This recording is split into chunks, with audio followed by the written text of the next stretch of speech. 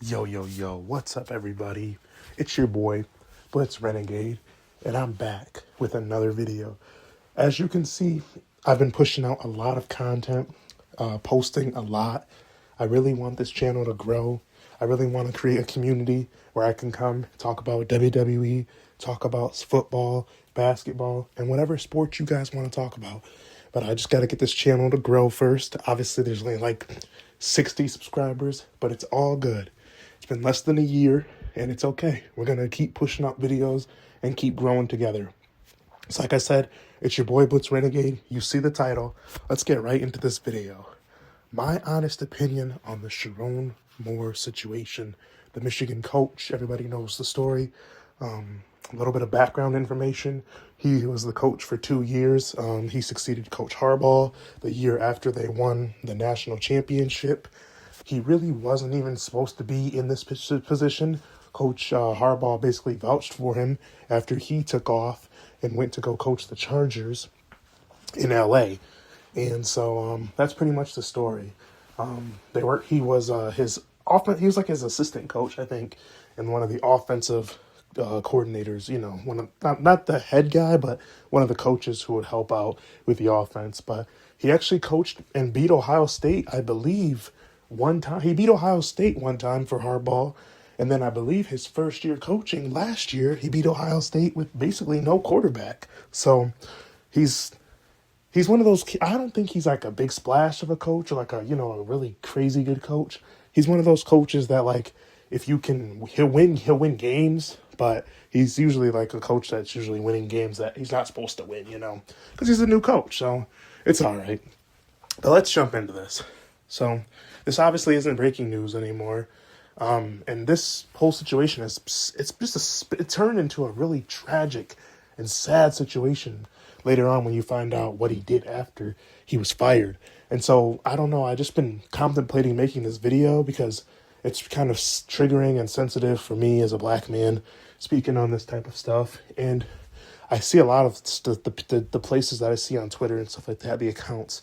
Everyone's upset because a lot of the black people were making it about race and stuff like that. And the reason why, before I get into like my notes and stuff like that, is because as black people, we really don't get the opportunities that a lot of white people do still in America. I know a lot of people believe in DEI and all that stuff and just think that we're handed stuff because of our skin color and stuff like that. But that's not true. It's not true. You still have to be qualified. You still have to meet the standard for the job. We're not just given jobs because we're black or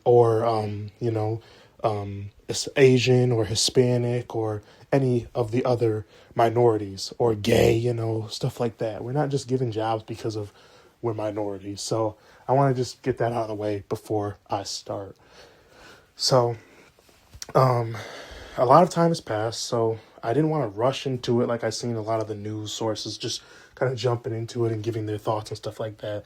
So I wanted to wait until everything came out. There was the mug shot that everybody had and stuff like that. So I just wanted to wait. So I want to be clear before I jump to conclusion. This isn't about me piling on or like laughing at him and joking. I'm a Michigan State fan, so when the news first broke, I will admit, I was talking about where are the Michigan fans, when it was Mel Tucker, everyone was quick to talk about it. But then, like I said, the media and the news it all took a turn when the story actually came out. So I'm glad that I waited to report on it, but since I've been posting and everything like that, I have time today. It's a Saturday. I'm just going to go ahead and give my thoughts. So when you zoom out and look at college football in the state of Michigan over the past few years, it's like there's a stain forming. Not because of the situation, but because of the controversy. It just keeps stacking. And when stuff stacks, people stop giving you the benefit of the doubt. The stain on Michigan is crazy. I don't know if you guys remember, there was a doctor. I'm not going to say his name. Horrible, nasty, sick guy. There was a doctor at Michigan State. He was an Olympic doctor, and he had touched over like 200 women. Then you have the Mel Tucker situation with the essay lady when he got in trouble. And now you have Sherrone Moore. This all falls under kind of the same umbrella. Different details, but kind of the same thing. So because of public perception, no one cares about the nuance. They only care about the headlines. And once a narrative forms, it sticks longer than the facts do. Fair or not, people start to look at the state, the programs, the leadership all differently. And that's not me saying that. That's actually just reality. There is more that really bothers me about this, and the part that people like to dance around. Black coaches. We do not get the same opportunities that the white coaches get. We don't get grace periods. We don't get long leashes. We don't get to learn on the job the same way that the white coaches do. When a black coach finally gets a top 10 job or one of the biggest jobs in the sport, they're waiting to see how long it will take for you to lose that job. Whether or not people want to use that as a measuring stick, everyone who comes after, one situation goes sideways and suddenly becomes, see, we told you he wasn't fit for this. And I don't think that's fair, because they don't have the same, they don't set the same standard for those coaches as they do for us. Because we have the pressure, and when you're always the first black coach, first black this, so it's just not fair to us black people. But let's look at it from the human aspect. Let's take away let's just look at it for him as a man, beyond football.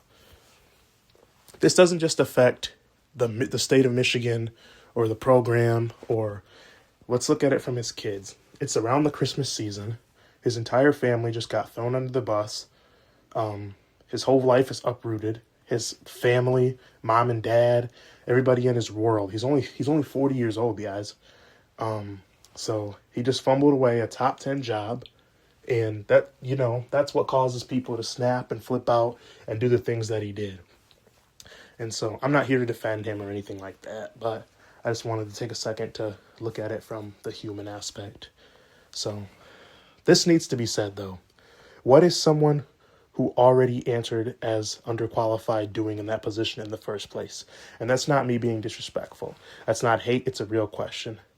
Whoever made this hire and the people who get pushed up the ladder, whether organizations are setting people up to succeed or setting them up to fail, sometimes the issue isn't the person, it's the system that put them in there in the first place. The bigger picture.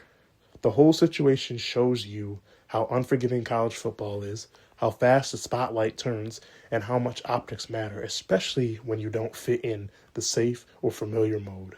Timing matters, decisions matter, representation matters, and when things go wrong, they don't just hit one person, it's a ripple effect.